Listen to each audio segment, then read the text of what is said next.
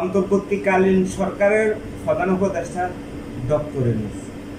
Doctor Yunus চাইতে আছে ক্ষমতাটা বিলম্বিত করতে, নির্বাচনটা বিলম্বিত করতে।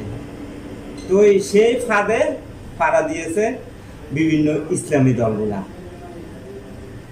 বুঝে না বুঝে আওয়ামী লীগকে সুযোগ করে দিচ্ছে ফিরে আসার জন্য। এই যে এখন বলতে আছে ইউনিয়ন পরিষদ নির্বাচন, বলতে আছে সিটি কর্পোরেশন নির্বাচন, আবার বলতে আছে অনুপাতিক হারে নির্বাচন। তো আওয়ামী লীগ ফিরে আসে ইসলামী দলগুলোর পিছন দিয়া সংস্কার, বিচার, অনুপাতিক হারে নির্বাচন, ইউনিয়ন পরিষদ নির্বাচন, মেয়র নির্বাচন সবকিছু পিছন দিয়ে দিবে। কেন বলছি পিছন দিয়ে দিবে জানেন? বিএনপি চাইতে আছে দ্রুত একটা নির্বাচন, গণতন্ত্র প্রতিষ্ঠা করার জন্য, যেহেতু আওয়ামী লীগ আর ফিরে না আসতে পারে। এখন ইসলামী দলগুলা চাইতে আছে নির্বাচনটাকে বিলম্বিত করে তাদের ক্ষমতা আধিপত্য বিস্তার করার জন্য। এখন ক্ষমতা আধিপত্য বিস্তার করার সময় না। এখন যত দ্রুত একটা নির্বাচন হয় অতই জনগণের উন্নয়ন হবে, দেশের উন্নয়ন হবে। এই যে কিছুদিন আগে ইসলামী আন্দোলনের বিরাট সমাবেশ হয়েছে, সেই সমাবেশে ইসলামী আন্দোলনের নেতা রেজাউল করিম বিভিন্ন দলের নেতা কর্মীদেরকে দাওয়াত দিয়েছে, গেছে ওখানে নেতা কর্মীরা, কিন্তু বিএনপিকে দাওয়াত দেওয়া হয়নি।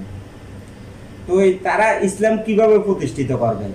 তারা তো গণতন্ত্র বিশ্বাস করে না, নির্বাচনে বিশ্বাস করে না। এই যে বিএনপিকে দাওয়াত দেওয়া হয়নি। ইসলাম তো আমাদেরকে এরকম শিক্ষা দেয়নি। ইসলাম শিক্ষা দিয়েছে সবার সাথে মিলেমিশে চলার জন্য।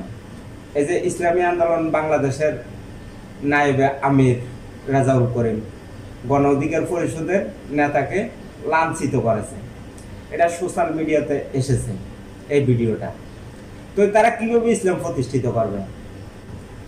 যদি কেউ ভুল করে থাকে এটা হলো যে সমাধান করে দেওয়া দেয় ইসলামের কাজ, কিন্তু সমাধান না করে গণ অধিকার পরিষদের নেতাকে লাঞ্ছিত করেছে। তো ইসলাম তো আমাদেরকে এরকম শিক্ষা দেয়নি। আসলে তারা ইসলাম কায়েম করতে চায় না, তারা চায় তাদের আধিপত্য বিস্তার করতে। বিএনপি গণতন্ত্র বিশ্বাস করে, নির্বাচনে বিশ্বাস করে, এই কারণে বিএনপি সবার সাথে ঐক্যমত নির্বিশেষে কাজ করে যাচ্ছে। কিন্তু বিএনপিকে কেউ মূল্যায়ন করতে আসে না। বিএনপি 16-17 বছর আন্দোলন করে, জুলুম নির্যাতনের শিকার হয়েছে। বিএনপি কিসের জন্য আন্দোলন করেছে? অবাধ সুস্থ একটা নিরপেক্ষ নির্বাচনের জন্য, গণতন্ত্রের জন্য, মানুষের কথা বলার স্বাধীনতার জন্য আন্দোলন করেছে। আজকে বিএনপির মূল্যায়ন নাই, বিএনপিকে সবাই দূরে ঠেলে দিচ্ছে। জটিল জটিল সংস্কারগুলা সামনে নিয়ে এসেছে যেহেতু নির্বাচনটা বিলম্বিত করা যায়।